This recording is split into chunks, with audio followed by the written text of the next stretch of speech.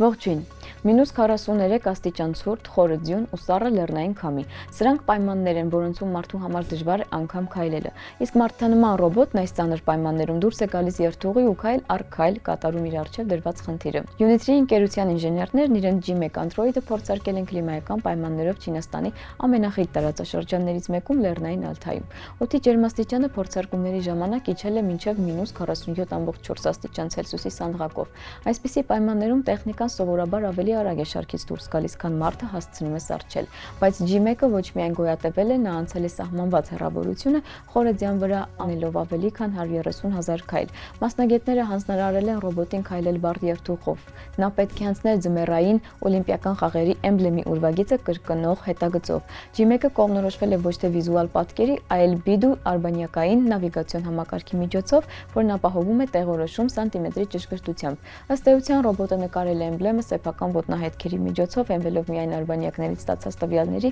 ու հավասարակշռության իր համակարգի վրա։ Ցուրտը ցանկացած շարժական էլեկտրոնիկայի գլխավոր թշնամին է։ Որպեսզի թեստը պատշաճ, բայց ոչ վնասակար լիներ սարքի համար, ինժեներները ռոբոտին պատրաստել են արշավին, պաշտպանել են շարժիչները ձնից, ոտքերին տեղադրել են հատուկ պատյաններ, իսկ մարտկոցը տաքացրել են Android-ին բաճկոն հագցնելով։ Նույնիսկ այդպիսի տեսքով G1-ը պահպանել է կայունությունը, չի կորցրել կողմնորոշումը եւ շարունակել է շարժումը։ Unity G1-ը 127 cm բարձրությամբ ու մոտ 35 կգ զանգվածով կոմպակտ մարդանման ռոբոտ է։ Չնայած համեստ չափերին, այն հայտնի է իր տպավորիչ ֆիզիկական հատկություններով։ Ռոբոտը կարող է կատարել կողային սալտո, պառկած դիրքից կտրուկ ցատկել եւ նույնիսկ օգտագործվել որպես սփարինգ զուգընկեր բռնցքամարտի մարզումների ընթացքում։ Այս ամենը ոչ միայն խելացի ալգորիթմների, այլև դինամիկայի, հավասարակշռության եւ արագ ռեակցիայի շնորհիվ։ Կարևոր է նաեւ այն, որ G1-ը լաբորատոր պրոտոտիպ չէ։ Սա այն քիչ մարդանման ռոբոտներից է, որոնք արդեն այսօր կարելի է գնել։ Բազային տարբերակի արժեքը սկսվում է $16,000-ից, ինչն այն համեմատաբար մատչելի է դարձնում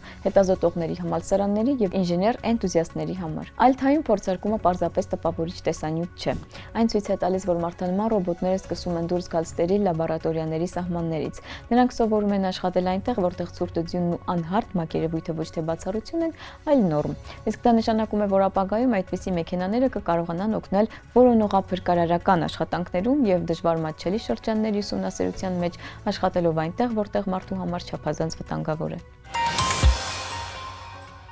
Պատկերացրեք, որ պատմության մեջ առաջին անգամ տեսնում եք, թե ինչպես են նյութի մեջ շարժվում էլեկտրոնները, ոչ թե առանձին, այլ բոլորը միասին։ Կարծես անտեսանելի հեղուկը սկսում է ծածանվել, հենց դա է վերջերս հաջողվել անել Մասաչուսեթսի տեխնոլոգիական ինստիտուտի ֆիզիկոսներին։ Նրանք կառուցել են եզակի մանրադիտակ ու առաջին անգամ ուղղակիորեն դիտարկել էլեկտրոնների պարը գերհաղորդիչում։ Արդյունքները հրապարակվել են Nature ամսագրում։ Մի փոքր կոնտեքստ հասկանալու համար, թե ինչու է դա այդքան կարևոր։ Լույսի տարբեր տեսակներ ցույց են տալիս իրականության տարբեր կողմերը՝ տեսանելին, մակերևույթը, ռենտգենը ներքին կառուցվածքը, ինֆրակարմիրը ջերմությունը, իսկ տերահերցանոց ճառագայթումն աշխատում է վայրկյանում տրիլիոնավոր տատանումներ հաճախականությամբ ու կատարյալ համընկնում նյութերում ատոմների եւ էլեկտրոնների բնական շարժումների հետ։ Ըստ էության այն նյութի հետ խոսում է նույն լեզվով։ Հենց դրա պատճառով են ֆիզիկոսները վաղուց երազում այն որպես մանրադիտակ օգտագործել, սակայն տասնամյակների ընթացքում դրան խոչընդոտում էին ֆիզիկական սահմանները։ Խնդիրն ալիքի երկարությունն է։ Տերահերցանոց լույսի դեպքում այն չափազանց մեծ է միկրոաշխարհի համար։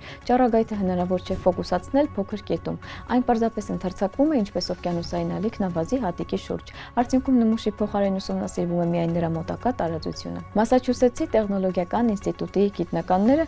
գտել են արգելքը շրջանցելու միջոցը։ Նրանք օգտագործել են սփինտրոնիկ էմիտերներ, հատուկ բազմաշերտ մետաղական ստրուկտուրաներ։ Լազերի ազդեցությամբ դրանք ստեղծում են կարճ տերահերցանոց իմպուլսներ, նմուշը տեղադրում են գրեթե անմիջապես աղբյուրի կողքին եւ ворցում լույսը ճառագայթումից անմիջապես հետո մինչև ցրվելը։ Այսպես հաջողվում է ավելի ուժեղ սեղմել ճառագայթը, քան նախկինում թույլ էր տալիս ֆիզիկան։ Համակարգում ներդրվել է նաև Բրեգի հայելի։ Այն արգելափակում է լազերն ու թողնում միայն տերահերցանոց ճառագայթումը նմուշը պաշտպանելով վնասվելուց։ Գիտափորձի համար գիտնականները վերցրել են այսպես կոչված BSCCO բյուրեղ։ Սա հայտնի բարձր ջերմաստիճանային գերհաղորդիչ է։ Այն սառեցրել են գրեթե մինչև բացարձակ 0 եւ ուղղել դրա վրա տերահերցանոց ճառագայթը։ Այն ինչ նրանք տեսել են նախկինում գոյություն ուներ միայն տեսության մեջ։ Նյութում էլեկտրոնները սկսել են շարժվել կոլեկտիվ կերպով, սինխրոն, որպես միասնական ամբողջություն նրանք ճոճվել են ճառագայթման ռիթմին համապատասխան, ինչպես ժելե, որին թեթևակի դիպչում ես։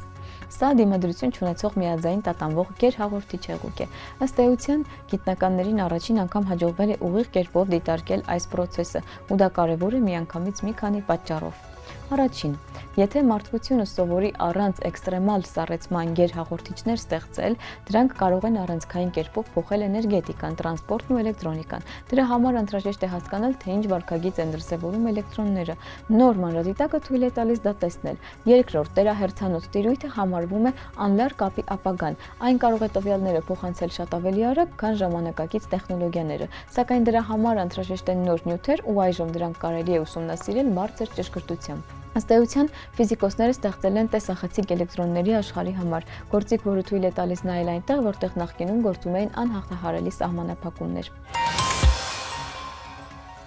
20-րդ դարի վերջում գրող Քիմ Սթենլի Ռոբինսոնը հորինեց Մարսի յուրացման ամենաիրատեսական սցենարներից մեկը՝ Մարսյան եռագրությունը։ Այն բաղկացած է 3՝ Կարմիր Մարս, Կանաչ Մարս եւ Կապույտ Մարս վեպերից։ Դրանք պատմում են, թե ինչպես են 100 գիտնական եւ ինժեներ առաջինը ժամանում դատարկ, սառը մոլորակ ու քայլ առ քայլ վերածում այն մարդկության համար նոր աշխարհի։ Սկզբում Մարսը մնում է կարմիր, վայրի եւ չկոտրված, ապա մարդիկ սկսում են փոխել կլիման, բարձրացնել ջերմաստիճանը, մթնոլորտ արտանետել գազեր, հարեցնել սառույցը, մոլորակը կանաչում է։ Իսկ եզրափակիչ գրքում հայտնվում են օվկիանոսներ, ամպեր ու անձրևներ, Մարսը դառնում է կապույտ։ Բայց հիմնականն այս պատմության մեջ ոչ թե տեխնիկան է, այլ մարդիկ։ Նրանք բանավիճում են, արդյոք մարդն իրավունք ունի վերափոխել մի ամբողջ մոլորակ, ով կտիրի նոր աշխարհին, կորպորացիաները, պետությունները, թե տեղի բնակիչները։ Հնարավոր է արդյոք Մարսի վրա կառուցել ավելի արդար հասարակություն, քան Երկրի վրա։ Ռոբինսոնը հենվել է աստղաֆիզիկայի, երկրաբանության եւ կենսաբանության իրական տվյալների վրա։ Եռագրության բազմաթիվ գաղափարներ մինչ օրս քննարկվում են գիտական շրջանակներում՝ տերաֆորմացիայից մինչև մարսյան տնտեսություն։ Իսկ այսօրվա համար այսքանը, կհանդիպենք։